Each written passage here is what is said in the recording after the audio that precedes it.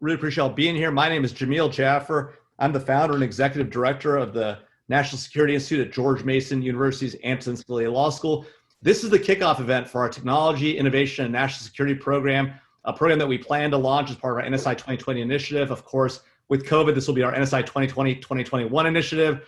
We are honored here today to have Congressman Jim Langevin and David Sanger to kick off this 2020-2021 initiative for us, and to engage in a conversation about some of the key issues around technology innovation and national security. Obviously, the timing is excellent with House hearings going on today around the technology platform companies, around the questions of antitrust and the like, as well as on the questions about encryption and the like. We'll be actually releasing a paper later today on techlash, the backlash against technology companies, and on these questions of encryption. I know that the Congressman and David will be talking about these issues today. And so we're very pleased to have all of you here with us today.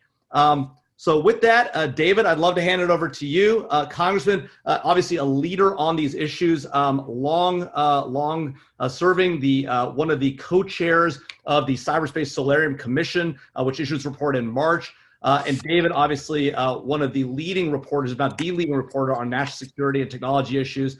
So David, over to you. Congressman, thank you for being here, and we really appreciate it. Well, thanks, Jamil, and thanks to the Congressman. Congressman is wise enough to be up in his beautiful territory of Rhode Island today, where I hope it is cooler. Congressman, if you're wondering what you're missing in D.C., it's like 92 and complete humidity. So I'm sure you're really broken up about not being down here with us. Well, you'd be surprised to know, David, that I'm one of the few people that actually likes DC summers. Though I'm not there, I'm in district right now. It's still in the upper 80s, close to 90 here in Rhode Island, but the humidity is not nearly as bad as what it is in DC, what I'm told. Good. Well, I'm glad you're here, and we have lots to cover. Yeah. Let me just start with this interesting hearing that's going to be beginning. It was supposed to have happened on Monday, and I had hoped that we'd be able to talk about what we heard, but instead we're going to have to anticipate a bit. So it's going to be an odd moment where you're going to have the heads of each of the four biggest companies in the tech world all testifying at the same time. I think their combined value is around $5 trillion. So they're a huge part of the economy, and they're going to have to spend much of their time talking about how they're not as big and fearsome as it would seem from looking at the numbers. But the bigger issue that has come up, apart from antitrust, as you read the Solarium Commission report, your fascinating report that came out earlier this year, is the degree to which they have actually succeeded or not succeeded at the national mission of trying to reduce the many forms of abuse on the web and the many forms in which we've seen cyber attacks, information warfare, and so forth. I'm sure that issue is going to come up as soon as your colleagues divert from the topic at hand, which is antitrust, which will probably be in about the first 7 minutes of the hearing. So let's start there and tell me, as you came out of the Solarium, what you concluded were both the lessons learned by the big tech companies coming out of 2016 and events since, and what hasn't been learned. Yeah, so we all recognize that these new social media platforms are incredibly powerful tools for conveying information and communicating with a very broad audience, often in real time. And let's face it, these platforms really have upended the traditional news media, if you will. We used to be, as when we were growing up, you got your source of news from the local news on TV that night at 6 o'clock, the world news, or the local paper, right? And And hey, we were know, still around back then. We've got 170 years of doing this. Right. So, but I grew up in that era too, right? I got my first job as a paper boy. So anyway, aside from that, now because people get mainly their news from their digital devices, whether it's an iPhone or an iPad or Android device, the computer, what have you, and it's very people want it instantly. Very often it can be interactive since you're able to both request information or convey a thought, reaction to news media and such. So powerful platforms, and they really, of course, these platforms and the internet have transformed our economy.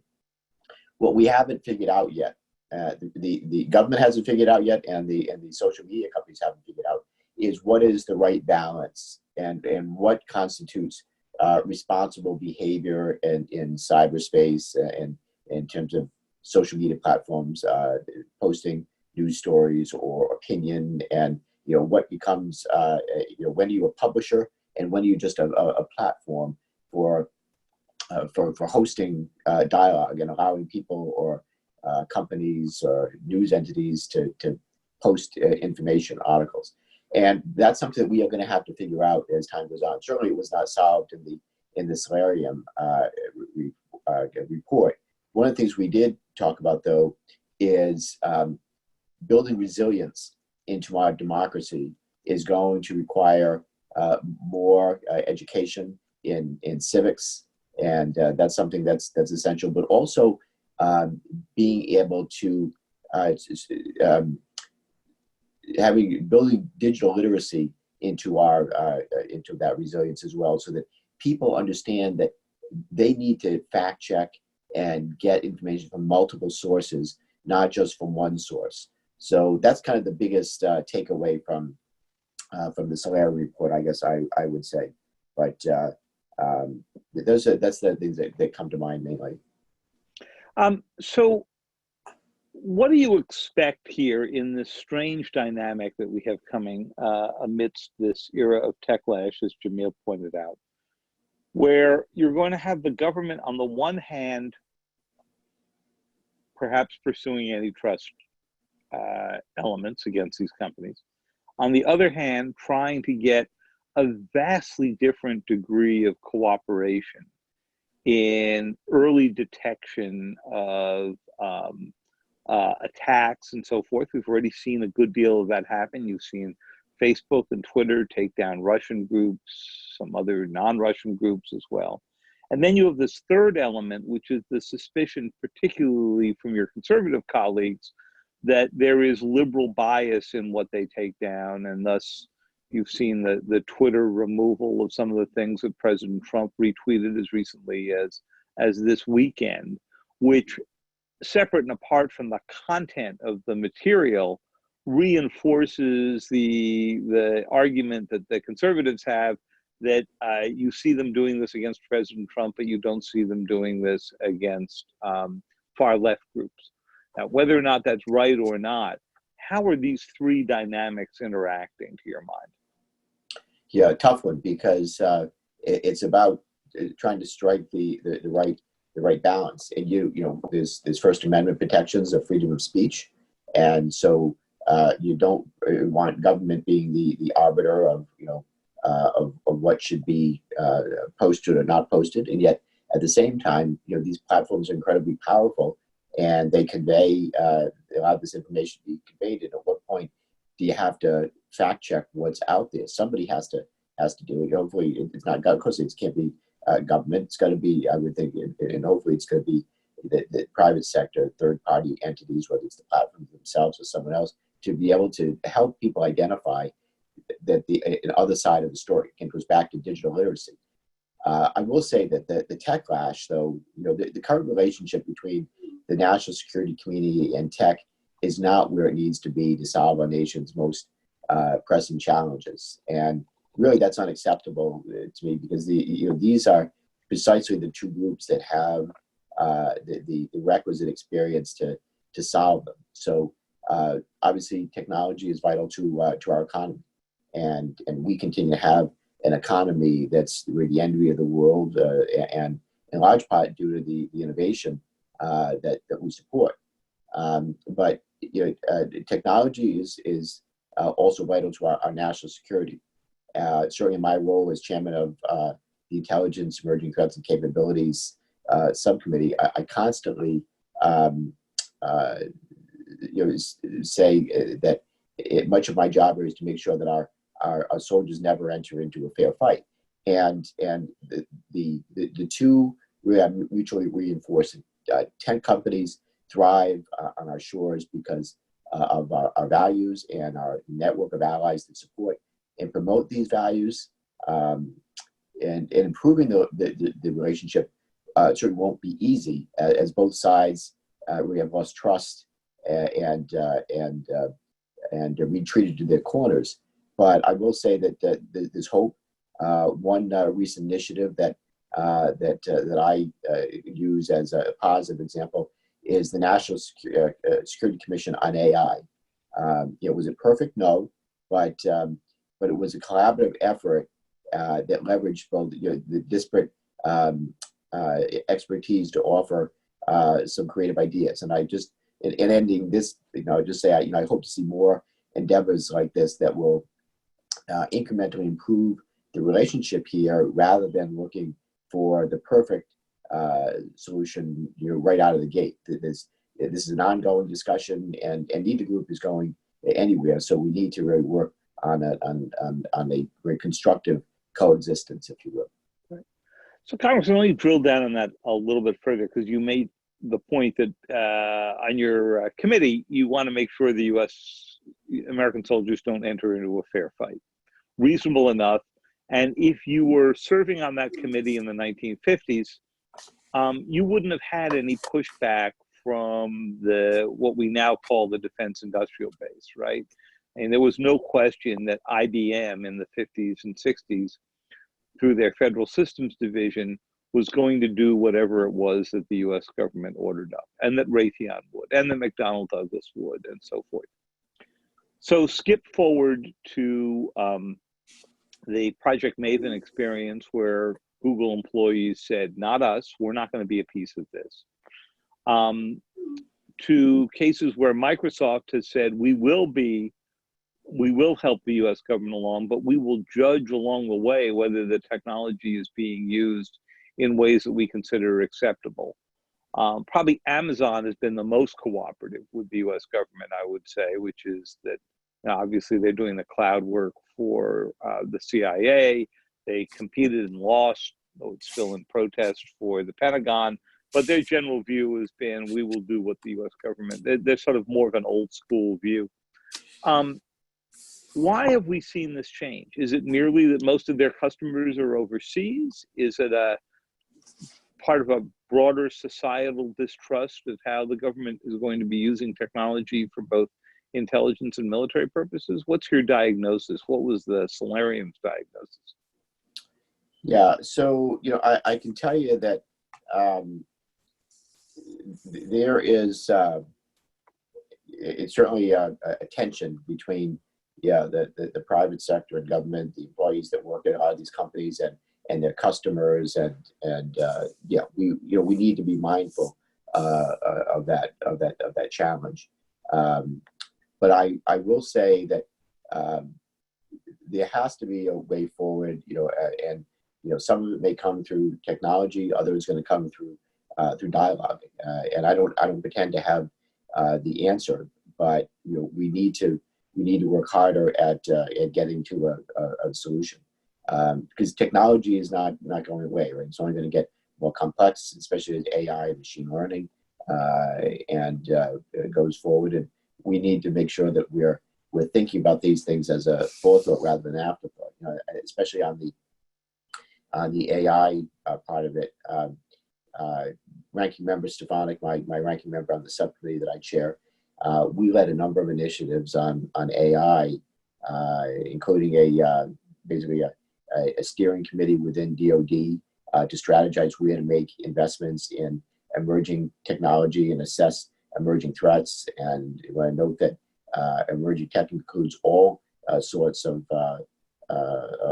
course, fund things beyond AI. We also need to be cognizant of the developing the workforce and instilling ethics in whatever AI programming occurs. So this is going to be an ongoing effort that we're going to keep front and center. Let me turn you a little bit to some more modern issues of the election and sort of where we would transfer the lessons from the Solarium to that. So since the 2016 election, we've had, of course, the Senate Intelligence Committee's reports. There's been similar studies done in the House, lots of private groups, lots of journalists, myself included, spent a lot of time on this. And so as we enter the 2020 election cycle, tell me what it is, based on the Solarium discussions you've had and others, that you are concerned about most. What do you think it is that we've addressed well since 2016 and what we haven't addressed well? Well, clearly we are much more aware of what our enemies and adversaries are up to in trying to disrupt our elections. And we don't have to, not only do we have to need to worry about securing our elections themselves and the equipment and the voter registration systems to make sure that we protect the integrity of the systems, but also we are aware that our enemies and adversaries are using our social media platforms and our values of freedom of speech, democracy against us by stoking divisions and things of that nature. So we were caught off guard in 2016. 2018, we were much better prepared, and we had a plan for pushback. And we're doing the same thing now in 2020. So there's certainly a broad recognition among Solarium commissioners that on the information warfare front, we are even further behind the maturity curve, if you will, and so that needs to be a major point of emphasis. But it's a bit beyond Solarium's total scope of what we were doing, but it was certainly part of it. So let me push a little harder on that. You said that in 2018, the U.S. pushed back, and what the U.S. has said publicly is that I think the NSA and Cyber Command Director General Nakasone said publicly that we worked to shut down the Internet Research Agency for a number of days, right around the midterm elections, not only before and during, but after, in case they would try to go influence a complex recount. We know that they sent warnings out to Russian intelligence officers and so forth. So spin forward to 2020, the Russians are laying out a different playbook. They're operating more from inside US servers because they know that that limits the NSA and Cyber Command's ability to operate against them, because they're not allowed to operate inside the United States. They are putting more of their information operations into the hands of ordinary Americans, hoping that they will repeat it so that they don't get caught in the inauthentic characters way that Facebook was cutting people out for, pretending that they were your neighbor in Rhode Island, and in fact they were sending out their propaganda from St. Petersburg. That would be St. Petersburg, Russia, not Florida. So do we believe right now that NSA is actively pushing back? You saw yesterday they made a few announcements to try to reveal some cyber operators from Russia, but is it your sense that they are effectively pushing back now? So we have to be cognizant of the fact that this can't all be just about actions of U.S. Cyber Command, although they are a key part of this. And so I applaud their work, and I believe in this new, more forward-leaning strategy of defend forward, or as Chris Inglis likes to say, defend early. And so Certainly, I know that that in the 2018 elections, again, being all better prepared, and there was more of a whole of nation approach to pushing back on the Russians. I would have liked to see additional things done that weren't done more on the diplomatic front, and more State Department involvement, and more imposing sanctions and such. But using all assets of national power is really very important.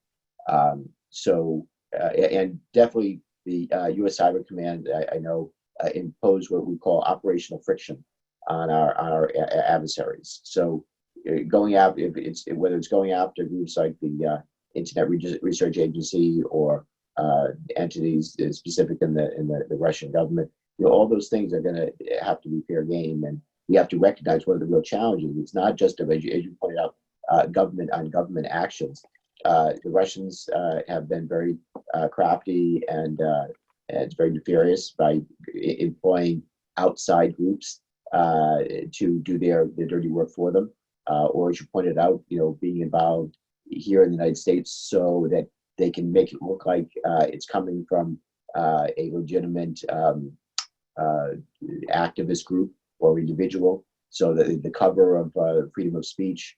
And these are things that certainly we need to be cognizant of in trying to figure out what is the right balance, and how do we push back on this, again, staying within the bounds of protecting freedom of speech and privacy and all the rest. But I will say this, in terms of what we need to do on the government side to get better organized, this is where you need a national cyber director in the executive office of the president that is Senate confirmed, that has policy and budgetary authority, can look across to see what government is doing to strengthen our cybersecurity posture, but also look outside how we're liaising with states and municipalities and the private sector, so that we have a coordinated response to election security intrusions from outside entities, and also planning.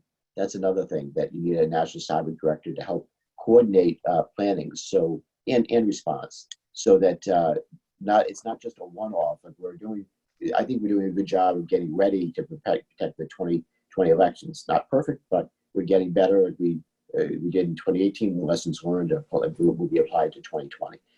And Congress is providing support in financial dollars to secure elections.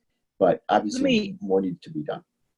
Right. So I know that one of your strategies coming out of the Solarium report was to go get as many of those recommendations as you could tucked into the National Defense Authorization Act, because that's the one bill does have to be signed, right?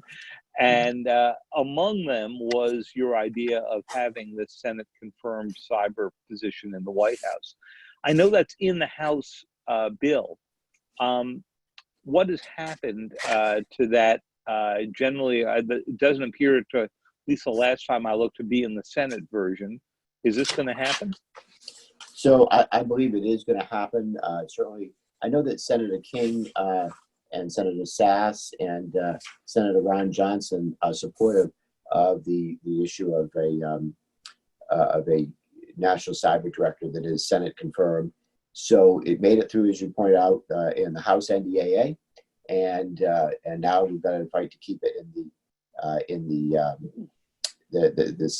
final version when we go to conference. So actually, the Senate Armed Services Committee also has a hearing on the National Cyber Director next week. So we're going to be able to air many more of these recommendations.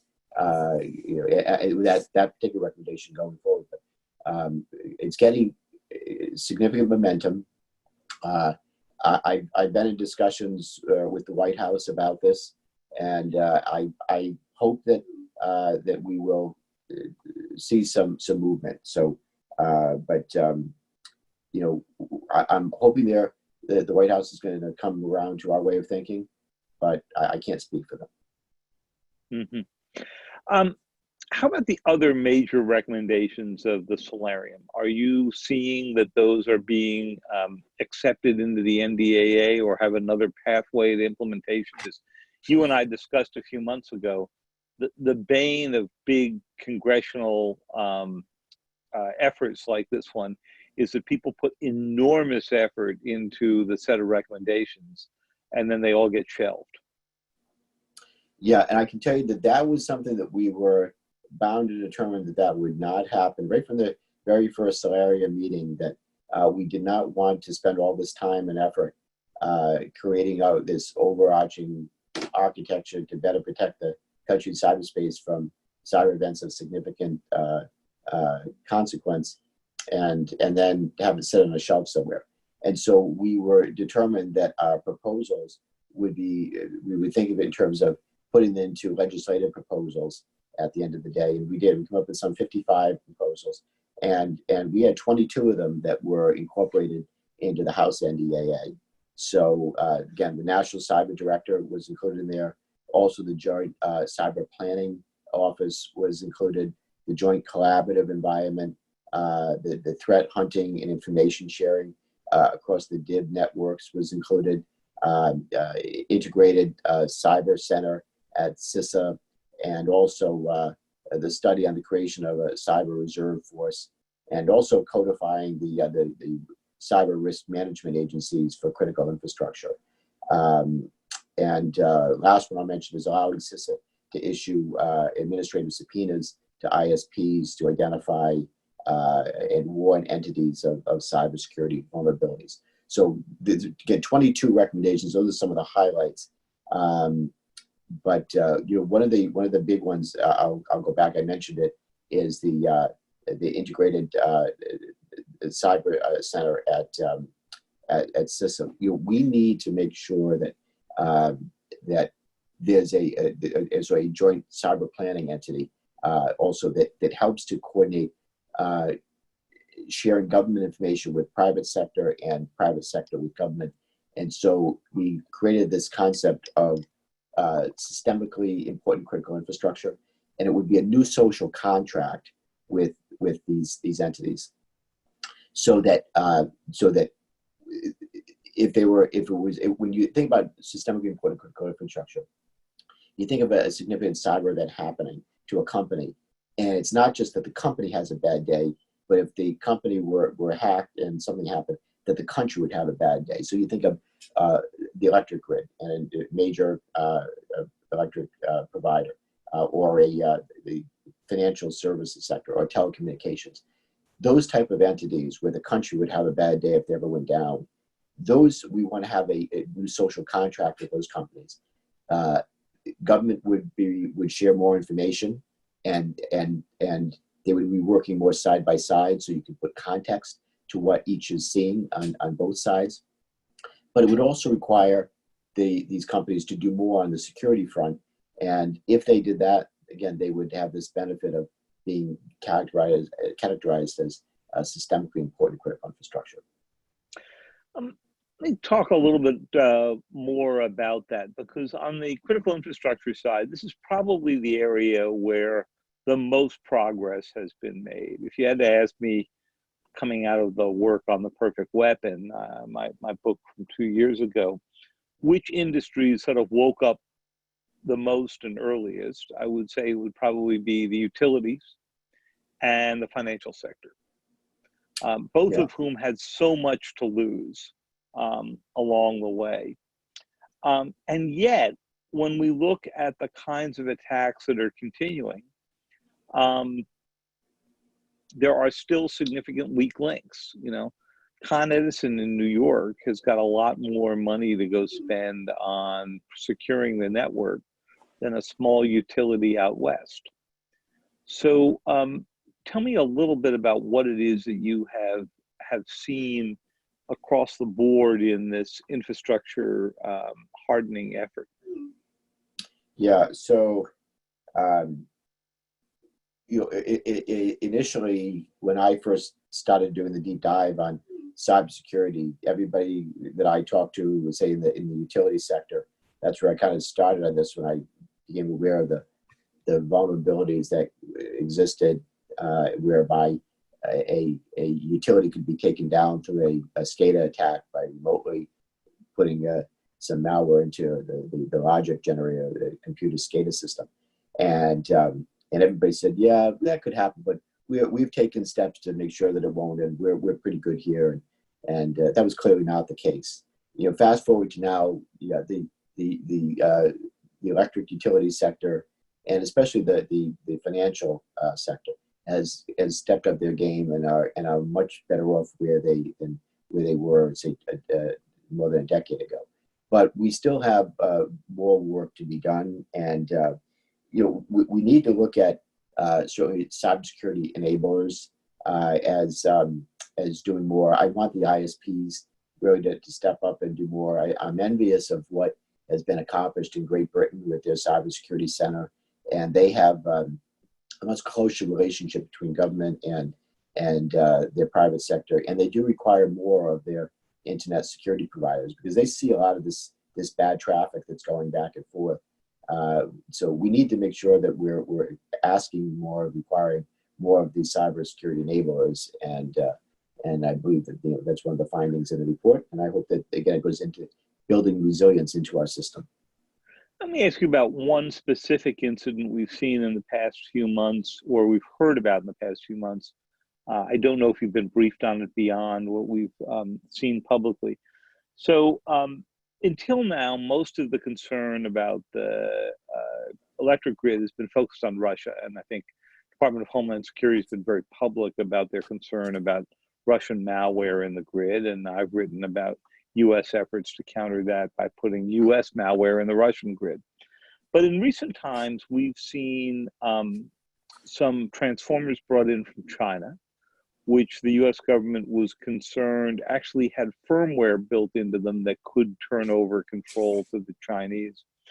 And it went beyond the normal kind of software vulnerabilities that you and I have talked about so many times before.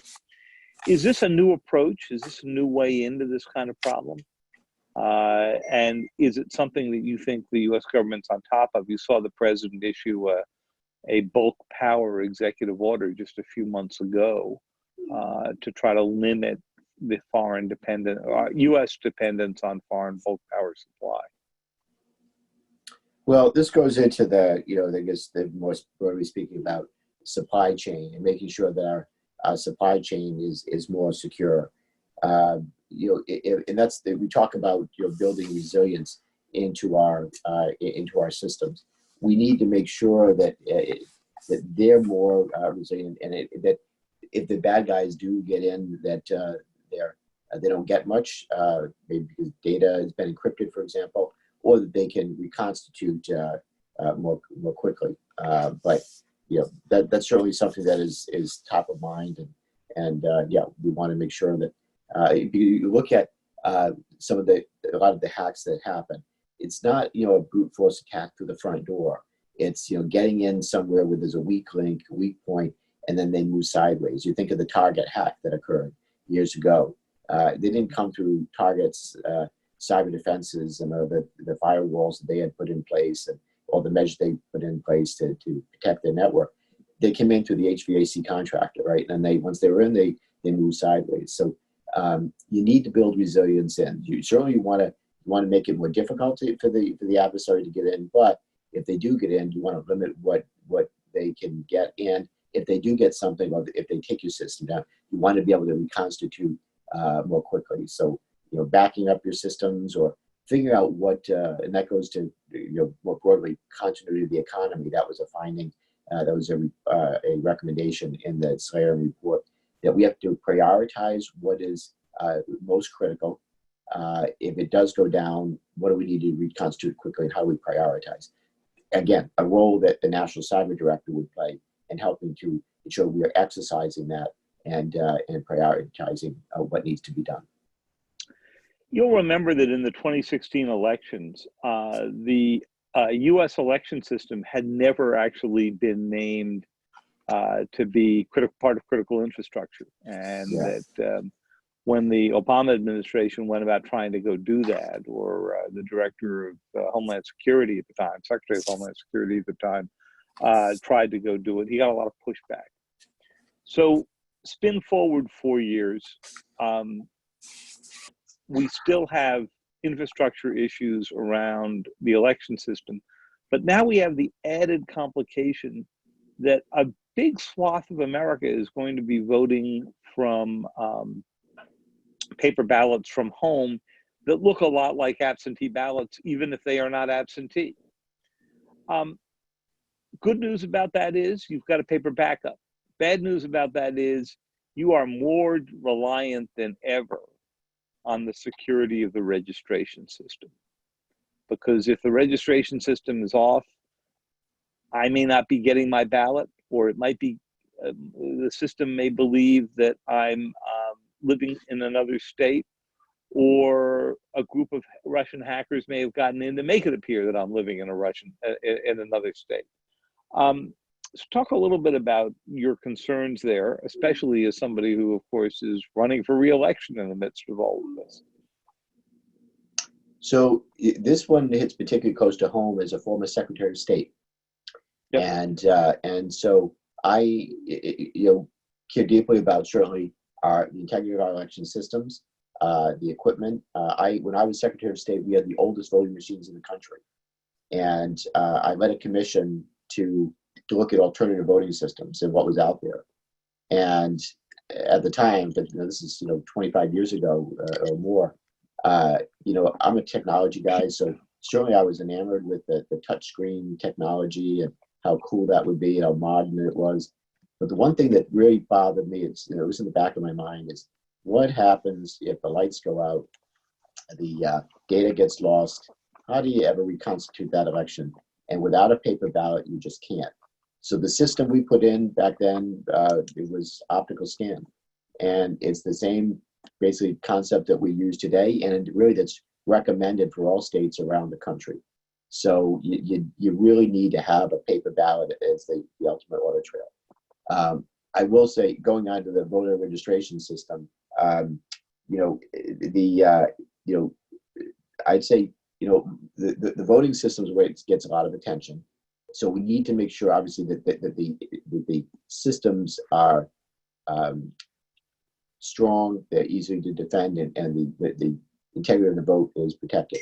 But it also goes to the issue of the voter registration systems as well. All it takes is for the Russians to get into, say, one or two systems and corrupt it, or even the perception that they may have put in, and you're undermining the integrity of the system writ large. So you pointed out how it was slow for, say, the Department of Homeland Security or for states to embrace the idea of election systems as critical infrastructure. But they are, and all that does, it means that they are now priority customers for the Department of Homeland Security, where, if asked, can bring federal resources and support to state and local governments who do not have the resources to protect against a nation-state attack or involvement. But we're 98 days. We're 98 days away. Right. You're not going to bring many federal resources to bear between now and election day. It's already happening. It's been happening. So, what I like to see more, again, it really does depend on each state and locality, because I do believe that states and local boards of canvassers and local election officials should be running elections, not the federal government. And federal government is not trying to run the elections. But again, the cities and communities can't be expected to defend against nation-state involvement or interference. But again, they have to ask for the support. Many have, and the Congress has provided money to secure election systems. Not enough. We did more in the latest COVID aid packages that we put forward, but we're probably talking about another $2 or $3 billion that needs to be made available to states and municipalities to make sure that we have the most secure election systems. Great. Well, we have a few questions that have begun to come in from some of those who've been listening in. So while this has been great fun, Congressman, I feel obligated to go share my joy in this with a couple of our folks who have been listening into this. So let me give you the first one of these from one of our participants. National security benefits are diffuse, but the costs of developing these technologies are pretty specific. Venture capitalists don't want to fund technology that enhances national security. So how do you direct national resources to startups, most of which will fail or go to zero and thus become, a big political liability, so that you have innovation in this space? Our participant notes that the State Department's GEC Information Access Fund, for example, has not been very useful in this space. So a couple of things. Let me start with the earliest part of it, and that's strong support for research and development funding. By way of example, you look at what's happening right now in COVID and in our response. We're hearing about the vaccine development and also antivirals that are being developed. Well, the first vaccine that underwent human trials and is now in the third stage came from DARPA funding. Basically all the ingredients are made in the U.S. and also the portable ventilator that DARPA first funded in 2011. Small defense contractors have also pivoted to new equipment, fever detection and cameras, and quickly, quick drying face masks. The point is that, and also in our mark, in my subcommittee, we restored over $600 million in R&D funding that had been cut by the administration. So we need to invest in R&D up front. That being said, we also need to think outside the box and involving the private sector in taking advantage of their technologies. We're all familiar with SBIR funding. Dr. Griffin and his group looking at a new model for having more awards but lower dollar amounts, just to get, say, non-traditional companies to talk to DoD and try to connect them with the services so that they might be able to bring their innovative technologies to the warfighter more quickly. So I absolutely believe, and those you think about, In-Q-Tel is another great model, great model. So all of these things involved a private sector involvement, working with government, and hand in hand to try to outthink the bad guys and give us that innovation, technological advantage that we need. Okay, very good. Let me go to another question that we've had from this. And this actually goes back to the example I gave you of the Chinese transformers that were coming in. The question was, how can we ensure that computer firmware of critical systems are cyber secure and were not manipulated during production when manufactured overseas or during the supply chain and logistics phase? Because let's face it, we're not going to be able to manufacture all this stuff in the United States. Wouldn't necessarily be an efficient use of our resources, even if we could. Yet you have a really good example, I think, in this Chinese case of firmware that may have actually been manipulated. Yeah, so there's no such thing as perfect security. That's why resilience needs to be built into the system as well. But to go early on, supply chain security is essential. DoD is stepping it up with the cybersecurity maturity model, CMMC, and we're trying to back it up as much as we can. I would also talk about in the software, making sure that there's liability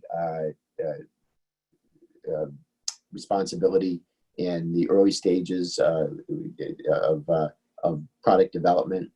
Right now, there's definitely there's a competition to be first to market as opposed to being secure to market, and so we've tried to change that dynamic and making sure that that the end user has a mechanism to hold the final goods assemblers accountable with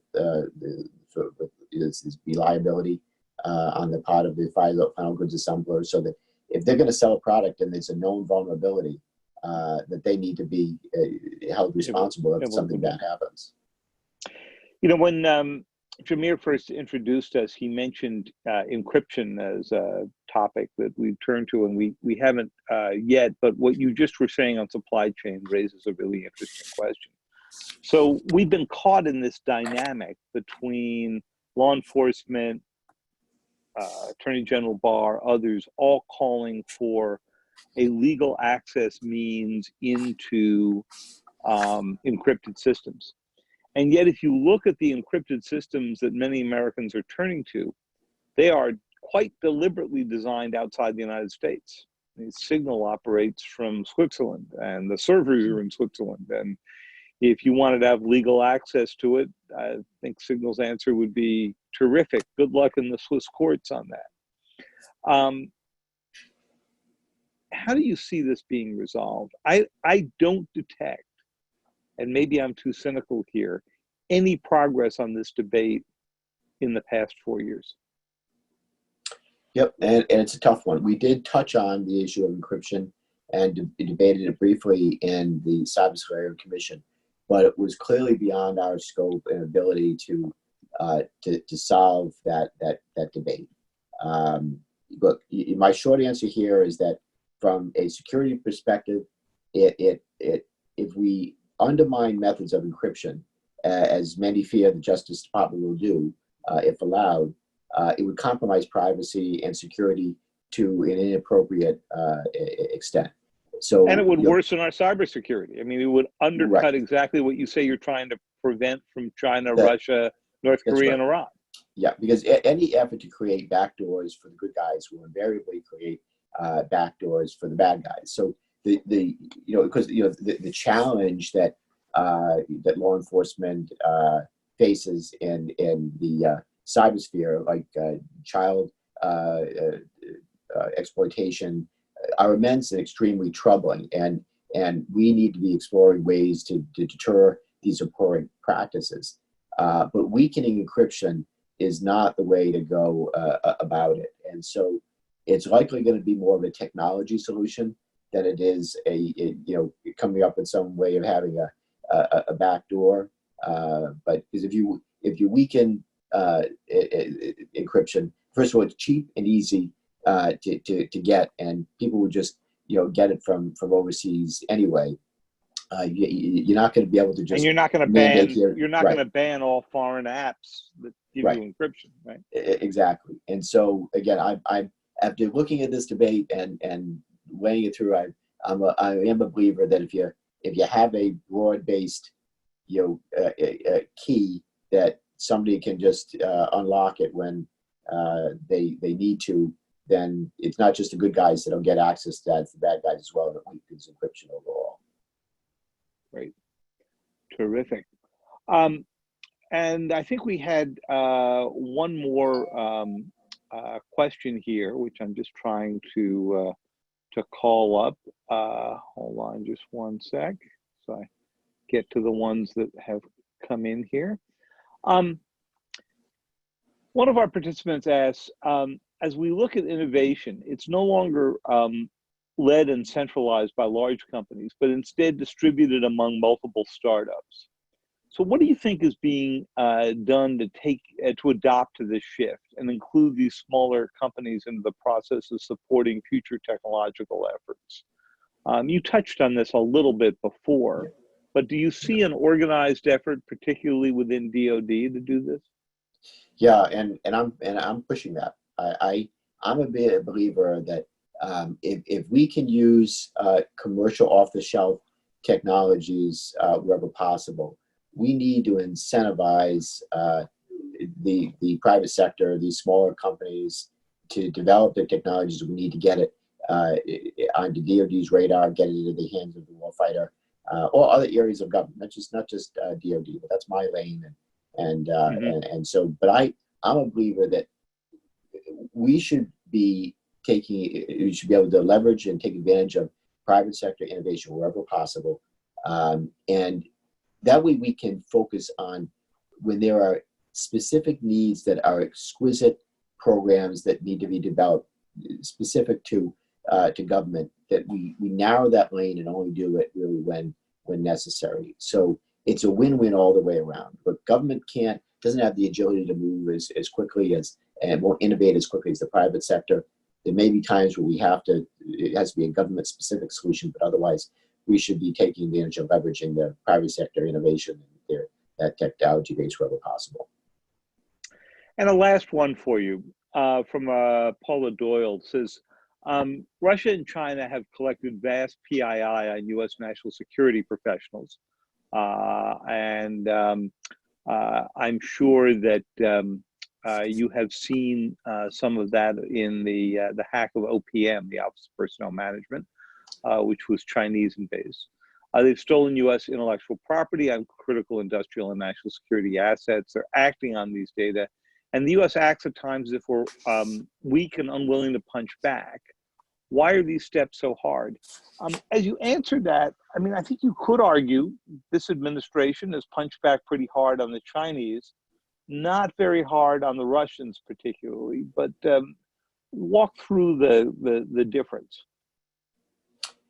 So I will say that we need to push back hard wherever possible, but also make it more difficult for the bad guys to get back in, to get in the first place, and if they do get in, that they don't get much. So you talked about OPM. Well, there's an example where why we need a national cyber director, because departments and agencies have their various other missions. Cybersecurity is not their primary mission, right?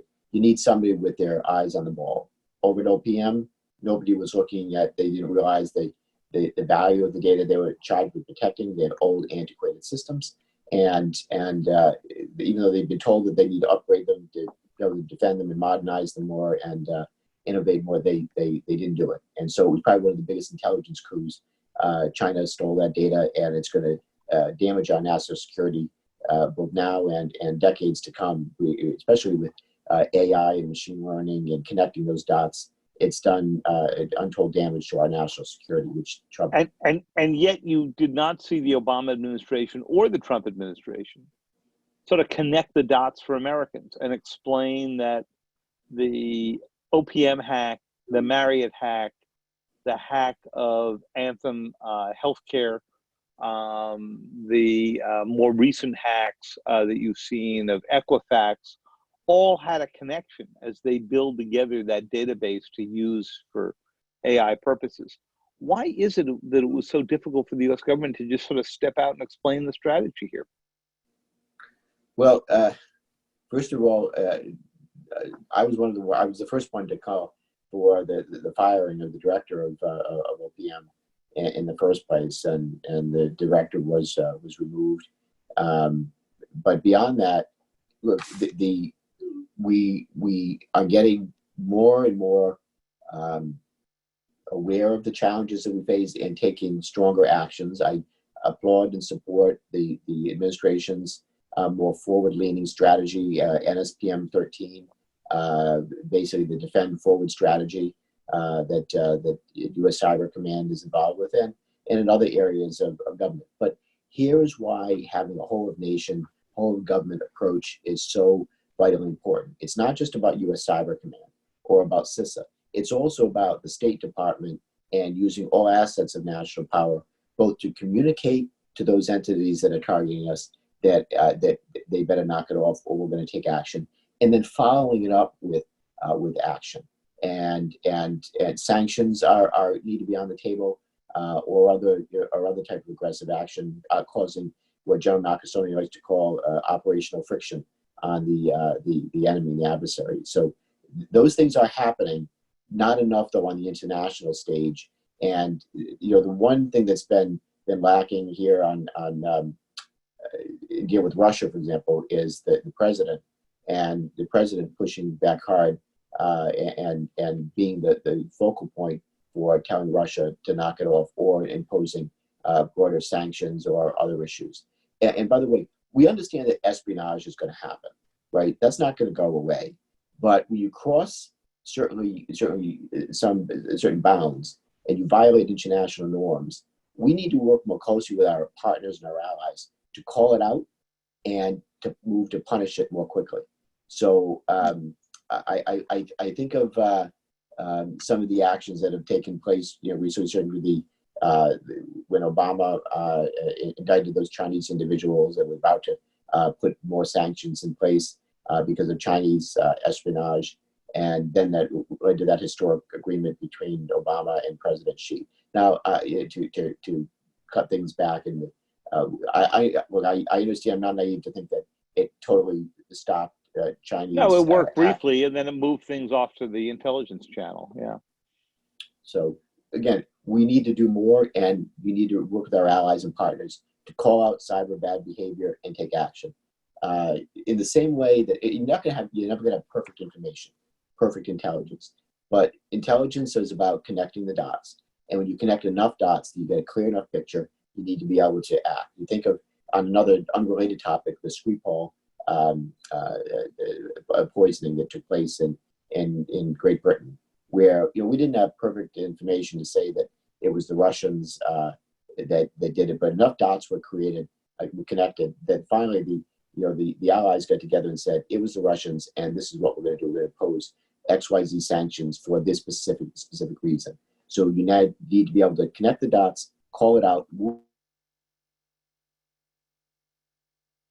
call out bad behavior and punish it. Otherwise, it loses its effect. Great. Well, we're not out of questions, but we are out of time, Congressman. So I thank you very much for another great conversation with you. And I'm going to go back to Jamil to close this out. So thanks again, and it's been great being with you. Thanks, David, and thank you, Congressman, for your time. Thank you to all the audience for sticking with us. I know we're a little past time, but really appreciate y'all being here. What a great conversation, covering topics from encryption to innovation, elections, antitrust, IP theft, the platforms, information warfare. I can't imagine that in an hour we could have gotten so much quality information. I want to note, by the way, that we have on the line with us today during this whole session senior leaders and senior staff from DIU, SSCI, ODNI, leaders of the venture capital community, federal judges, FSISAC, the Solarium Commission. I mean, you name it, CEOs of multiple cyber companies. What a great audience. So really making an impact here. I just want to note a couple of future events for people as you're dropping off. August 5th at 1 p.m., our first kickoff event for the Rise of China with Michelle Flournoy, former Deputy Undersecretary of Defense for Policy, and Ali Velshi of MSNBC. August 13th at 1 p.m., we'll have our second event of this series on Techlash and Antitrust, including folks like Randy Milch, the former GC of Verizon, Aaron Hughes, former DASD Cyber, and Sam Ravitch from the Solarium Commission, Nila Furuhawa from RSA. We're about to publish a paper today on Techlash and national security. Please keep an eye out for that. Look at our website at nationalsecurity.gmu.gov. Thank you all. Have a great day. And again, Congressman and David, really appreciate you being here. Thanks for doing this. Great to be with you. Thanks so much.